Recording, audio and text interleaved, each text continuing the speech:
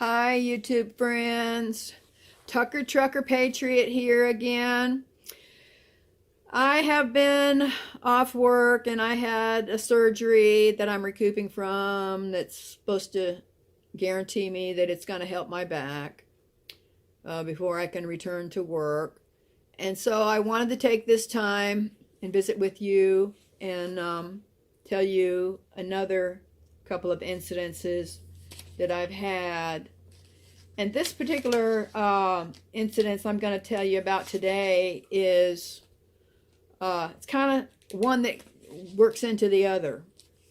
And it'll be a little bit longer, but it's still interesting. And thank you, Jesus, for taking care of me again. I'm calling this one my Texas Kerr Safety Rest Area eastbound Sabe encounter. But before the actual Sabe encounter at that rest area, I had another incident happen when I took a trip to Mexico while I was in El Paso. And these kind of tie in together. So here we go. I was driving an international semi-tractor and trailer that my company leased from Ryder. I had some repairs done at Ryder, which took a couple of days in El Paso.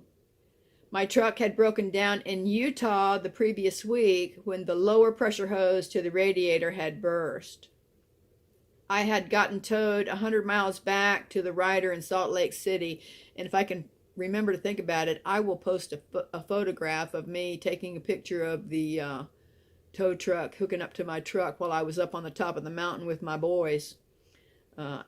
In those mountains. Thank God he pulled me out of there right before dark, or I probably would have had another Sabe encounter. Who knows? Anyway, I had gotten towed 100 miles back to the Ryder in Salt Lake City for the repairs. The repair was not done properly with the pressurized hose replacement because my cheap-ass company didn't want to spend the money or take the time waiting on the right replacement parts to come in. So they fixed the hose with, you guessed it, yeah, hose clamps. Go figure. On a pressurized hose. Okay. This caused me to have to stop every few hours and fill the radiator levels. The telltale sign of needing more water in the radiator was that the air conditioning would stop working, and then I would have to pull over and put water in the radiator. Again and again and again. Then I would have to just stop and refill it, and then my air conditioner would start working again. When my load from Utah to El Paso was delivered, my company had me take the truck to Ryder in El Paso for more repairs. I told El Paso all about the problems I had in Salt Lake City, and so they could and would do a competent repair job, but alas, my cheap-ass employer had them replace the hose and use hose clamps again because the correct parts would take more than the 34-hour restart that they were paying for my hotel room to be able to have the correct repair done. This caused me to still have the same problem of having to stop periodically and refill the radiator levels. You'll see where this comes into play shortly in this incident. I took advantage of that time off in getting my 34-hour restart while my company had me in a hotel room there in El Paso. And I decided I would go to Mexico for the day. That Mexico day trip will forever be burned into my memory. My Uber driver was a really cool and intelligent, early middle-aged, bilingual dude that drove a black Cadillac Escalade SUV with dark tinted windows. That made me wonder when he, first picked me up. This guy picked me up and my two service dogs at the Ryder in El Paso, and he took me to my hotel. I inquired with him if he ever went to Mexico. We made a deal for him to come back in an hour and take me over there for the day for his fee of $200 off of the Uber books. He took me to great priced shopping areas and restaurants, as well as showed me many famous sites all over Juarez, Mexico. We talked about all kinds of interesting subjects. This guy was super intelligent. We talked about his wife, who he told me was a doctor, and his 4 children, the youngest, which was still a toddler. I never asked him, but I wondered why such an intelligent man was driving for Uber. The last famous church he was showing me just before dark, which, by the way, he told me was in a very bad neighborhood, but we were just gonna, go in past the church where I could see how beautiful it was, and then he would go around the block and we would be back out of there. No problem. Well, it proved to be almost detrimental in more ways than one for both of us. All the traffic in front of us stopped just before the church, so we had to stop too. All of a sudden, the whole area erupted in gunfire all around us. We had our windows rolled up with the air conditioning going, and I mean, it was loud. You could hear bullets whizzing past our freaking vehicle.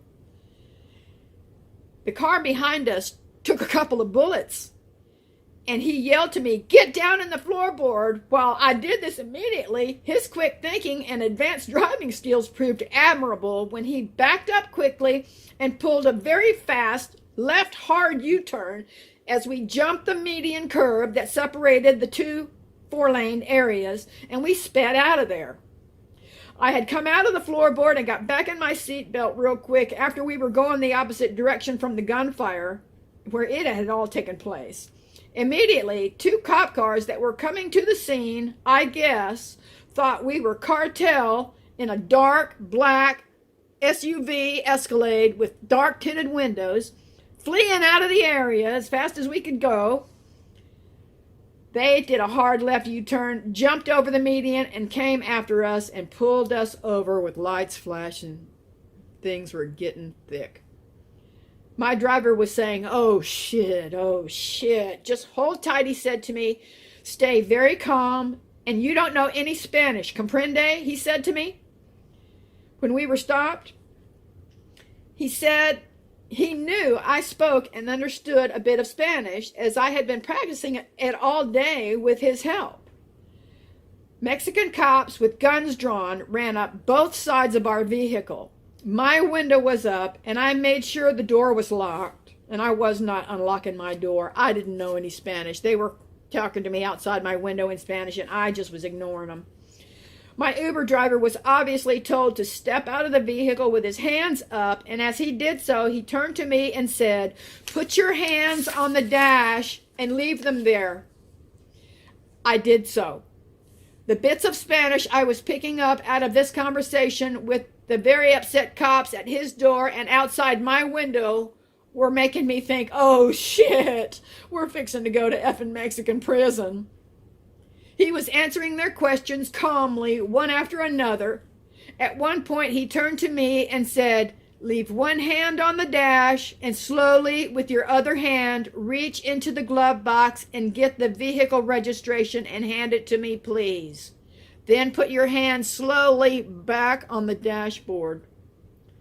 While I did this, the cops outside my vehicle door window have their guns pointed directly at me up against the glass. And so did one of the cops at the driver door, was bent down pointing a gun straight at me, while the other cop had his gun on the Uber driver. After handing him the registration, I slowly put my hand back on the dashboard. Unnerving, to say the least. He handed the registration to the cop and then put his hands back in the air. That cop looked at it and handed it to the other cop, who took it back to his car. All the while, guns are pointed at us. The other cop comes back to the door, asks more questions. Then, again, they are answered calmly by my Uber driver. Then my Uber driver gets permission from the cops to put his right hand down, and he reaches for his wallet again. With his right hand, he pulls his wallet out of his back pocket and pulls out some kind of a card and hands it to the higher-ranking officer, who also took his wallet. That higher-ranking cop took his card and walked back to the flashing light car directly behind us. That cop, I was later told by the Uber driver, was a lieutenant. He came back with the card. He smiled at my Uber driver and shook his hand. He dismissed all the other cops, and they all leave except him. Him and my Uber driver have a 30-minute conversation in Spanish about Lord knows what all. I got completely lost because I could only pick up part Spanish. When they shake hands again and my Uber driver gets back into the SUV, he turned to me and said, "I think it's time for a strong margarita and a shot or two of tequila." I'm just, we stopped one more time and got a bottle of Mexican tequila and some mixer before crossing back into the United States because it's obviously a lot cheaper in Mexico. When we got back to the hotel, he explained everything to me. He told me they asked him what he was doing there and why did he have a white woman in the car with him. They did not believe him when he showed them his ambassador, but then when he showed them his ambassador of Mexico card and let them know he was not doing his continuing ambassador work until he got to his new office in Cancun, in which he was moving to in a couple of weeks. He was driving for Uber to kill some time and to make a few extra bucks until his family's moved to Cancun in 2 weeks' time. His wife, a doctor, was working for her last 2 weeks for El Paso City Hospital. They originally thought he was a cartel pimp involved in a shootout. We went back to my hotel and he called his wife and told her what happened and that he wanted to explain everything to me and he would be home soon. We had a couple of shots and a margarita while he explained all what was said between them. We were able to laugh it off and he wished me the best and I wished him and his family the best. He said if I ever get to Cancun to give him a ring and he and his wife will take me to dinner and out to party some.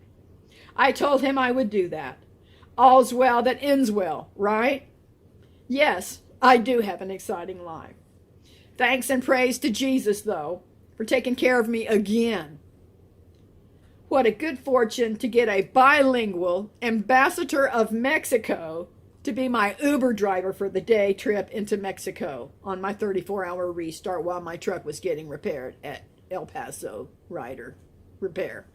Unbelievable. God works in mysterious ways indeed. Now, back to the original story.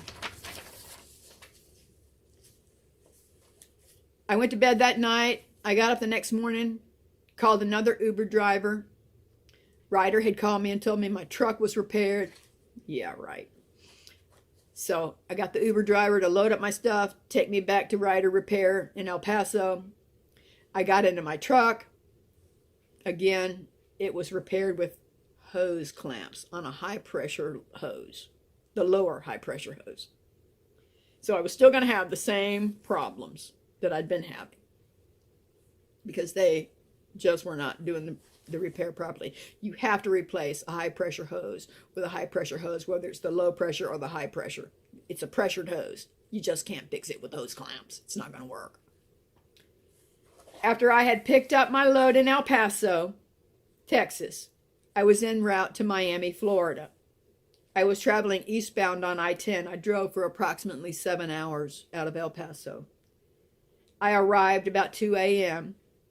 at the Kerr SafetyRest area on the eastbound side of I-10. The front truck parking lot had, 8 or 10 parking spots, and they were all full, had trucks in them. So I backed up since there was no traffic in sight at that hour of the morning, and I pulled to the South Loop, which there were no people parked actually, except a minivan in the curb in front of me. And I parked. I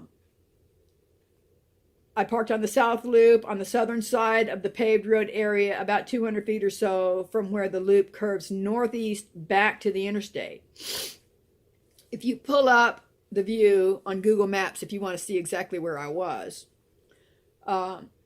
just east of San Antonio on I-10, just east of Kerrville, if you follow San Antonio northwest to Kerrville, you will see the Kerr Safety Rest Area eastbound visual that I'm describing.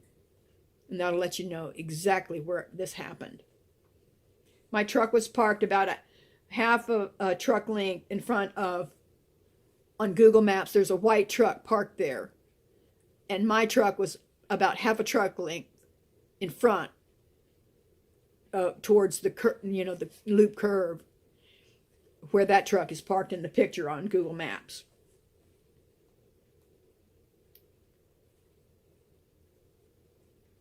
When I parked there that early morning, I left enough space for another rig to get around me just before the paved road area narrows towards the curve. To keep somebody from sideswiping me, you have to learn to do things like that when you're a truck driver. There was a minivan parked in the curb in front of me by the covered picnic table that had a grill and an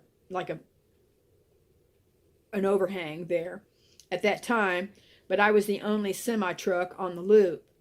Before I bedded down for my 10-hour sleeper break, I took my dogs out for their just before bedtime bathroom break and exercise run. My dogs are large service dogs, and they are well-behaved, voice-commanded animals. Maxwell and Zeus are their names. Maxwell is a white German Shepherd wolf mix, and Zeus was a white German Shepherd lab mix. I say was on Zeus because Zeus passed away 2 days before Christmas in 2020, 8 months ago or so, and I still miss that dog. He was the most loyal dog I've ever had. He went everywhere. He was by my side constantly, and God, I miss that dog. Anyway, I mention this because both of my dogs are fearless protectors of me. And they're usually not afraid of anything. Zeus, it was my barker. And Maxwell was my silent type protector. They ran down towards the minivan area, and I walked around stretching my legs in the truck vicinity while I did my post-driving inspection. I don't usually put a leash on them unless there are people around that may be freaked out by big dogs running free. Anyway, I heard what sounded like a very loud burping sound. I thought that was odd, and I just thought maybe whoever was in the minivan was drinking beer or whatever. Before I could even call my dogs back to me while I finished up my inspection, both my dogs made a hard-running beeline back towards me, and they were ready to get up in the truck. Normally, I would have to call them, because they like being out running around since they stayed in the truck driving so much. So this was really unusual for them to be acting like this, but it didn't strike me, at the time, really, until I learned a whole lot later.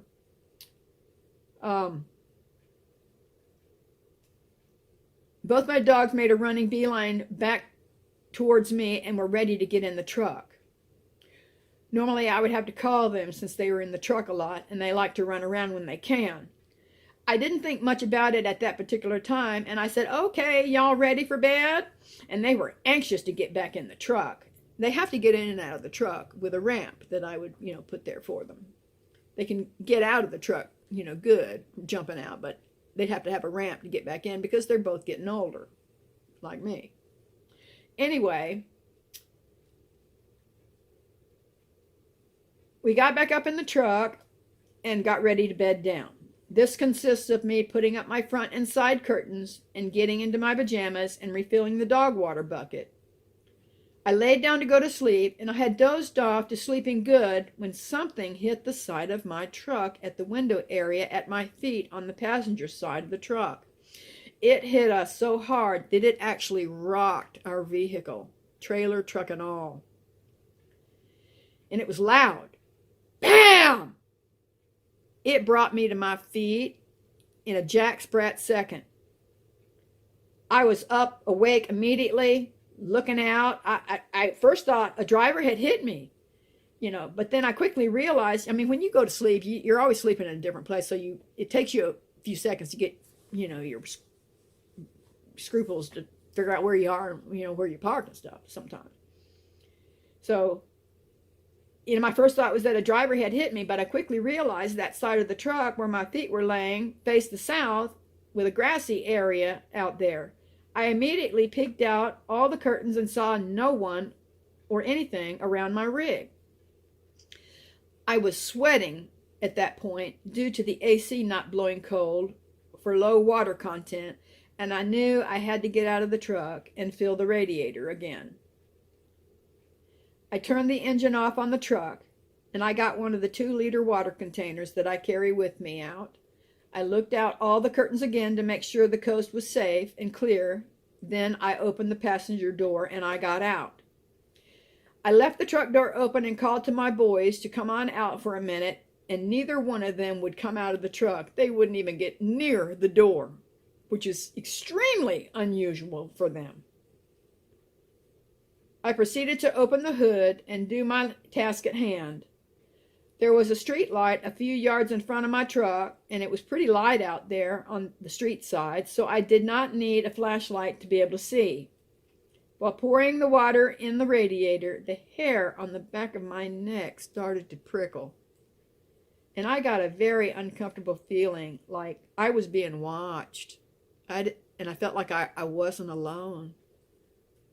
The feeling like I was being watched was so strong, and I'm standing up on the tire, up off the ground, pouring water in the radiator reservoir.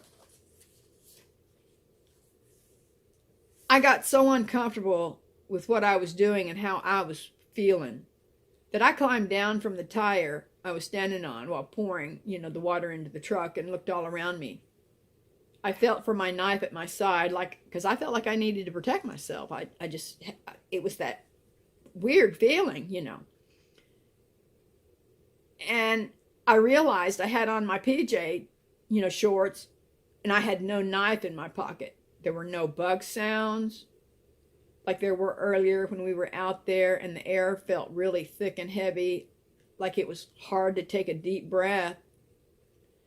I heard my heartbeat between my freaking earlobes, bang, bang, bang, At this point, my intuition had me on high alert, and I was just extremely uncomfortable.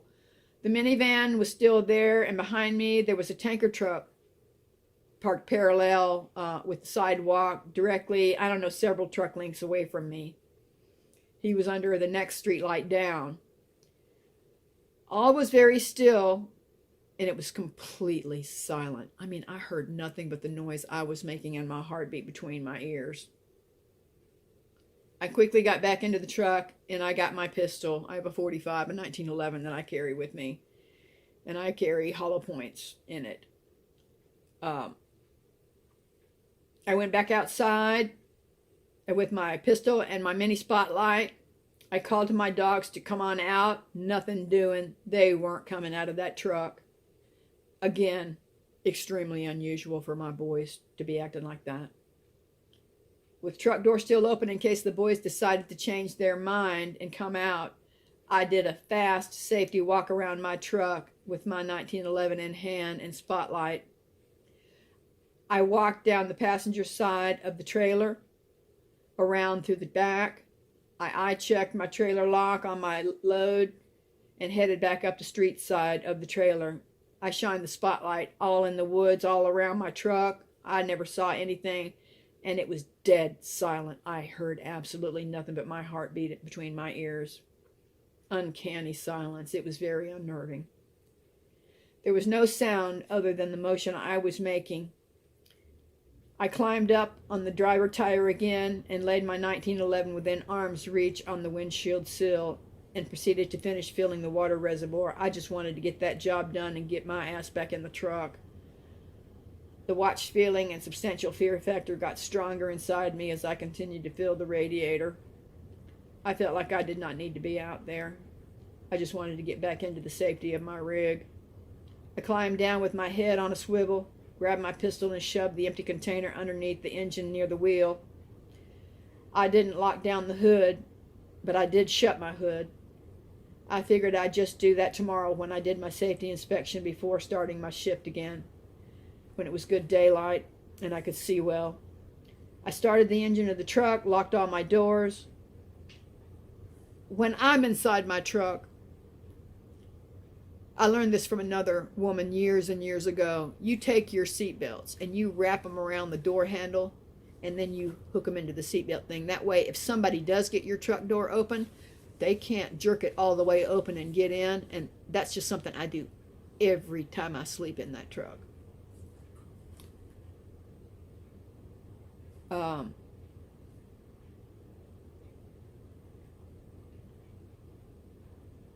I started the engine of the truck. I'd put my seat belts around, my extra safety, check. I stayed up a while, peering out the curtain cracks periodically until the truck cooled off from the AC starting to run again. I didn't see anything or anybody, so I went back to bed after the truck interior had cooled off. The only weird thing I noticed at that time was that both my dogs were cowering in the floor of the truck, and they were acting afraid. I mean, cowering. My dogs just don't do that. They're big boys, and they're usually not afraid of anything. I assured them that everything was okay, and I loved on them both, but they were still cowering. I gave them a snacky. They took the snackies from me, but neither one of them ate it at that time. They just laid it down there and just was acting cowering. I mean, normally anything that would go on outside of our truck would bring Zeus barking to no end, and he wouldn't stop barking until I calmed him down, petted him, and told him, okay, thank you, good boy, everything's okay now, and then he would quit barking. He never barked once this whole entire time. Even when that loud banging sound rocked our whole truck, he never barked one time. I slept with my 1911 under my pillow that night, especially since my boys were acting the way that they were. The next day, we woke up just before noon. I opened the truck door on the passenger side. It was a bright sunny day. Birds were chirping and everything seemed normal. The boys bounded out of the truck and went running around to do their business, smelling everything that they could smell, peeing everywhere. I turned off the engine as I knew I would have to add more water and do my under the hood inspection. As soon as I got out of the truck, I noticed right off that my truck hood was raised up. I didn't lock it down the night before, but I did close it. It is connected with heavy-duty hood pistons, so someone would have to pull it open manually, and you have to put a good oomph on it to get it open. And it was wide open, and I closed it before I went back to bed. I got out and put water in the radiator reservoir, and I checked my oil and everything under the hood. When I was on the driver's side checking my oil and my brake fluid, I also noticed my driver's side mirror had been moved all the way forward until it wouldn't move anymore. I closed and locked the hood and restarted the engine. I had to roll down the driver window and lean way out in order to grab the right side, to right the side view mirror, and it took all the strength that I had to move it back into the correct position. My boys were out running around and acting normal again. All was well. I called them to heel. They came immediately. I did my brake check and my safety and the rest of my safety inspection, along with my safety walk-around check with them at my sides. I took a good look at the passenger side of the cab where the truck was hit during the dark early morning hours. There was an indentation in the metal there that was not there before. I looked around on the ground. I looked for something that could have hit and dented the metal, a bat, a bird, a possible rock or something out of the ordinary, but there was nothing. The grass in that area was all mashed down and depressed several inches down into the ground, just off the curb. This was in the area directly below my passenger side window of the truck. The rest of the grass down the side of my trailer was normal and not mashed down like that, just the area underneath the window. I finished my safety inspection and we got in the truck. I made coffee and an egg sandwich in my microwave, and we took off driving again. When the dew started to settle that coming night, I had made it into Biloxi, Mississippi. We stopped at a Love's truck stop to refuel in Biloxi. Because of the dew, I noticed the humongous left handprint on my driver's side mirror. When I put my hand up to it after I hit my air brake to compare the size of my hand to it, this handprint was at least 4 to 5 times the size of my hand. I walked around the truck to the passenger side to finish fueling that tank, and I looked at the dent in the side of my vehicle. In and around the dent that was formed into the metal was a right hand palm print, complete with dermal ridges. You could see where the fingers had hit after the palm had dented the side of the metal. There were clearly dermal ridges of oily palm print and fingerprints in the dew moisture. Above that, on the window glass, there were 2 oily-looking dermal ridge print places where I believe this Sabe Bigfoot Sasquatch had done this to try to look into the side view window on my truck. And I think when it could not see in, that it got mad and hit the side of my truck with its palm. Maybe it did see in and see me laying there. I don't know. But it got mad, obviously, and it hit the side of my truck with a dent, and I mean, it moved the whole rig. I mean, we rocked, and I came up from there.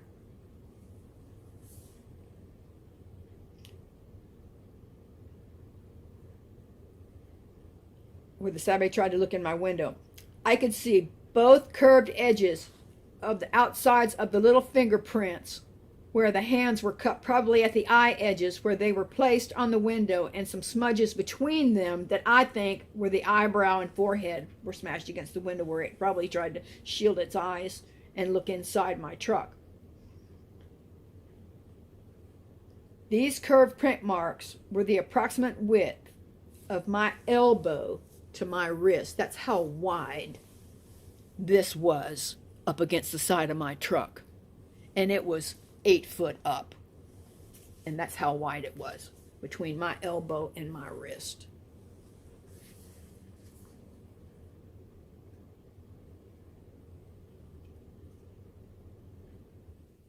The reality of this made my knees get shaky standing there that night at the fuel island while I was fueling.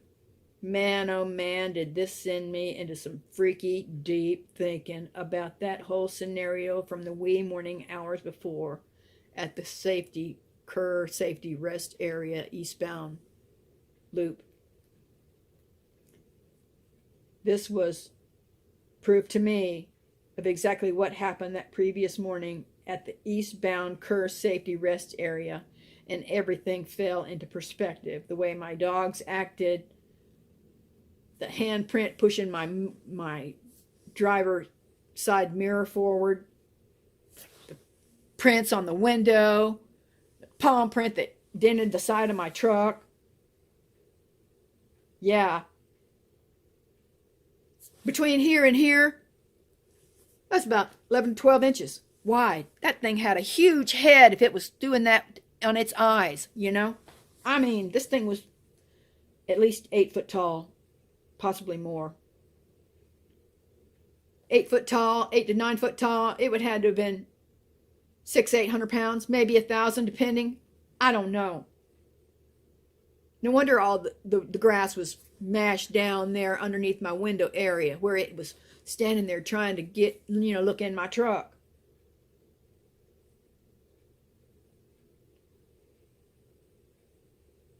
Oh, and by the way, I had left my 2-liter water container. I set it on the ground and pushed it up underneath the hood near the wheel. But the next morning when I got out and did my inspection and everything, that was not there.